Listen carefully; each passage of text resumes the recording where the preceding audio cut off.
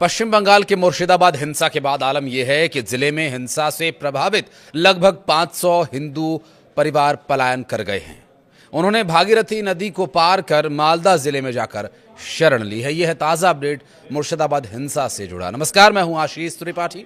News 18 के digital platform पर देख रहे हैं आप ये वीडियो। राज्य के नेता प्रतिपक्ष शुभेंदु अधिकारी ने दावा किया कि कट्टरपंथियों के डर से लोग भागने को मजबूर हैं। कई लोग झारखंड भी चले गए हैं। फरक्का से तृणमूल कांग्रेस विधायक मनिरुल इस्लाम के भी पलायन करने की खबर है। उनके घर ताला लगा हुआ है। उधर हिंसाग्रस्त शमशेरगंज में उपद्रवियों ने बीएसएफ टीम पर फायरिंग की है। एक बार फिर हिंसा में 2 बच्चों के घायल होने की भी जानकारी है। उपद्रवियों पर कई महिलाओं से छेड़खानी का भी आरोप है। वक्फ संशोधन कानून के खिलाफ पश्चिम बंगाल के मुर्शिदाबाद में भड़की हिंसा ने गंभीर रूप ले लिया। विरोध प्रदर्शन के बीच भड़की हिंसा में 3 लोगों की मौत भी हो गई, जबकि काफी लोग घायल बताए जा रहे हैं। हालांकि हालात इस कदर अनियंत्रित हो गए कि पश्चिम बंगाल पुलिस को बीएसएफ की मदद लेनी पड़ी। केंद्र से लेकर राज्य सरकार तक हालात पर नजर बनाए हुए हैं। और इस बीच पश्चिम बंगाल के राज्यपाल डॉक्टर सीवी आनंद बोस ने मुर्शिदाबाद और राज्य के अन्य हिंसा प्रभावित क्षेत्रों की स्थिति पर गहरी चिंता व्यक्त की है। उन्होंने कहा कि राजभवन का कोर ग्रुप मुर्शिदाबाद और अन्य संवेदनशील क्षेत्रों की स्थिति पर वास्तविक समय के आधार पर लगातार नजर बनाए हुए है। गवर्नर बोस ने कहा कि उनकी और मुख्यमंत्री ममता बनर्जी के बीच इस मुद्दे पर बातचीत हुई और हालात की गंभीरता को देखते हुए केंद्र सरकार और गृह मंत्रालय भी पूरी तरह से सतर्क है और स्थिति की निगरानी कर रहे हैं। राज्यपाल बोस ने कहा कि कानून व्यवस्था की स्थिति की समीक्षा के लिए बीएसएफ और स्थानीय पुलिस सहित सभी प्रवर्तन एजेंसीज से रिपोर्ट्स ली जा रही हैं। केंद्र सरकार ने पर्याप्त संख्या में केंद्रीय बलों की तैनाती भी कर दी है और जरूरत पड़ने पर और अधिक बल तैनात करने के लिए भी तैयारी पहले से की गई है। फिलहाल बीएसएफ की 9 कंपनीज तैनात हैं और इसके अतिरिक्त सीआरपीएफ, आरपीएफ और आरआईएफ की भी तैनाती की गई है और किसी भी स्थिति से निपटने के लिए पूरी तरह से तैयार हैं और सक्षम भी। राज्य पुलिस भी लगातार केंद्रीय बलों के साथ मिलकर के क्षेत्र में सक्रिय है और उपद्रवियों की गिरफ्तारी भी की जा रही है। पश्चिम बंगाल के राज्यपाल ने कहा कि संकट में फंसे लोगों को केंद्रीय बलों की ओर से समय पर मदद पहुंचाई जा रही है। उन्होंने चेतावनी भी दी है कि जो लोग हिंसा फैला रहे हैं उन्हें संरक्षण भी जो लोग दे रहे हैं उन्हें भी ये समझ लेना चाहिए कि ये लड़ाई होने जा रही है, अब एक बड़ी लड़ाई होने जा रही है, क्योंकि अपराध और हिंसा के खिलाफ किसी भी तरह से प्रशासन झुकने वाला नहीं है। और उन्होंने ये कहा कि उन्हें अब ये समझ लेना चाहिए कि अब ये एक लड़ाई होने जा रही है और अब हिंसा और अपराध के खिलाफ सख्ती से कार्यवाही भी की जाएगी और किसी को भी कानून हाथ में लेने की अनुमति नहीं होगी। डॉक्टर बोस ने कहा कि ये लड़ाई सिर्फ कानून व्यवस्था की नहीं है बल्कि अन्याय और हिंसा के खिलाफ समाज की लड़ाई है। उन्होंने इस बात पर जोर देकर कहा कि अदालतें, सरकार और समाज के सभी जिम्मेदार और सजग नागरिक एकजुट होकर इन अपराधियों को खत्म करने के लिए कड़ा रुख अपना चुके हैं।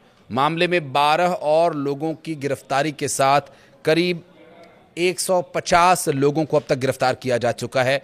पश्चिम बंगाल के मुर्शिदाबाद जिले में वक्फ संशोधन कानून के विरोध में शुक्रवार को प्रदर्शन के दौरान हिंसा में 3 लोगों की जान चली गई थी और एक अलग घटना में शनिवार शाम धुलियान में भी एक शख्स की गोली लगने से घायल होने की खबर आई थी। ऐसे में प्रशासन द्वारा हिंसाग्रस्त इलाकों में शांति कायम रखने की कोशिशों के बीच रविवार सुबह जिले के हिंसाग्रस्त शमशेरगंज के धुलियान इलाके में उपद्रवियों ने फिर फायरिंग की। क्षेत्र में शांति बहाल करने में राज्य पुलिस की सहायता के लिए तैनात बीएसएफ टीम को निशाना बनाकर फायरिंग की गई थी। इनमें 2 बच्चों के घायल होने की भी जानकारी मिली है। बीएसएफ के एक वरिष्ठ अधिकारी ने इसके बारे में जानकारी दी और बताया कि शनिवार को भी मुर्शिदाबाद में 3 जगहों पर उपद्रवियों के द्वारा बीएसएफ के जवानों पर हमले का प्रयास किया गया था। अधिकारी ने यह बताया कि उपद्रवियों को तितर-बितर करने के लिए बीएसएफ को हवाई फायरिंग तक का सहारा लेना पड़ा। बीएसएफ ने रविवार को धुलियान इलाके में एक घर में हमले के मकसद से इकट्ठा करके रखे गए पत्थरों को वहां से हटवाया। 200 हिंदू घरों को जलाया गया। सूत्रों के अनुसार जानकारी ये भी मिल रही है और हिंसा के दौरान मुर्शिदाबाद में करीब 200 हिंदू घरों को जला दिया गया था, ऐसा मिली जानकारी के अनुसार पता चला है। और लोगों का आरोप ये भी है कि गैस सिलेंडर्स के जो नोजल्स हैं उन्हें ऑन कर दिया गया, फिर पेट्रोल छिड़क दिया गया और उसके बाद आग लगा दी गई। उपद्रवियों ने बड़ी संख्या में घरों और दुकानों को लूटा, आगजनी की वारदातों को अंजाम दिया और यहाँ कई तालाबों में उपद्रवियों के द्वारा जहर मिलाए जाने का भी आरोप है। अब इस वजह से उस तालाब में पल रही मछलियां या और जो जलीय जीव उसमें हैं वो मर गए। पान के बागानों को आग लगा करके स्वाहा कर दिया गया। प्रदेश भाजपा के अध्यक्ष सुकांत मजुमदार ने 2 मंदिरों में उपद्रवियों के द्वारा तोड़फोड़ किए जाने का दावा किया है। घटना की एनआईए से जांच की मांग भी की गई है। सुरक्षा में 17 कंपनीज तैनात की गई हैं। कलकत्ता हाईकोर्ट के आदेश पर केंद्रीय गृह मंत्रालय ने जिले के हिंसाग्रस्त व संवेदनशील इलाकों में केंद्रीय बलों की 17 कंपनीज की तैनाती की है। इसमें बीएसएफ की 9 और सीआरपीएफ की 8 कंपनीज शामिल हैं। बीएसएफ जवानों ने शनिवार पूरी रात सूती और शमशेरगंज थाना क्षेत्र में गश्त की। भाजपा ने शाह से हस्तक्षेप की मांग की है और अपील की है। पुरुलिया से भाजपा सांसद ज्योतिर्मय सिंह महतो ने केंद्रीय गृह मंत्री अमित शाह को पत्र लिखकर राज्य के 4 सीमावर्ती जिलों को सशस्त्र बल विशेष शक्तियां अधिनियम यानी अफ्स्पा के तहत अशांत क्षेत्र घोषित करने का आग्रह किया है।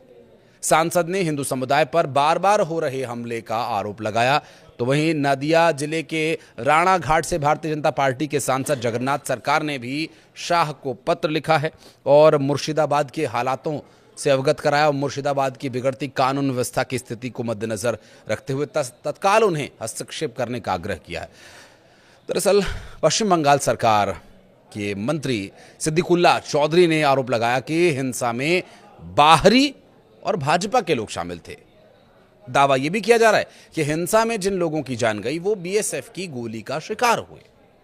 जंगीपुर के स्थानीय तृणमूल सांसद खलीलुर रहमान ने कहा कि हिंसा में बाहरी लोग शामिल थे और तृणमूल प्रवक्ता कुणाल घोष ने आरोप लगाया कि एक राजनीतिक दल ने बाहर से अपराधियों को लाकर के बीएसएफ के सहयोग से मुर्शिदाबाद में ये तांडव मचाया। और हालांकि घोष का इशारा भाजपा की ही तरफ था और कांग्रेस सांसद ईशा खान चौधरी ने मुर्शिदाबाद में शांति बहाली को लेकर तृणमूल से सर्वदलीय बैठक बुलाए जाने की मांग की। और राज्य के पुलिस महानिदेशक यानी डीजीपी राजीव कुमार भी शनिवार रात से मुर्शिदाबाद हिंसा प्रभावित क्षेत्रों का दौरा कर रहे हैं। डीजीपी ने स्थिति नियंत्रण में होने की बात जरूर कही है। जिला प्रशासन ने रविवार को विभिन्न संगठनों के साथ सूती में शांति बैठक की और बीएसएफ के दक्षिण बंगाल फ्रंटियर के आईजी करणी सिंह शेखावत भी हिंसा प्रभावित मुर्शिदाबाद के दौरे पर हैं। आरोप ये लगाए जा रहे हैं कि भाजपा या बीएसएफ ये दंगा कर रही है, जबकि असल हकीकत क्या है बहरहाल ये जांच के बाद स्पष्ट हो जाएगा।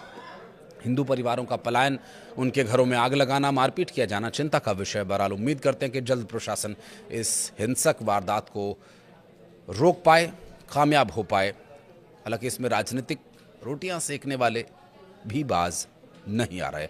आप कमेंट सेक्शन में जो भी लिखना चाहें अपनी प्रतिक्रिया इस वीडियो के संबंध में दे सकते हैं। धन्यवाद।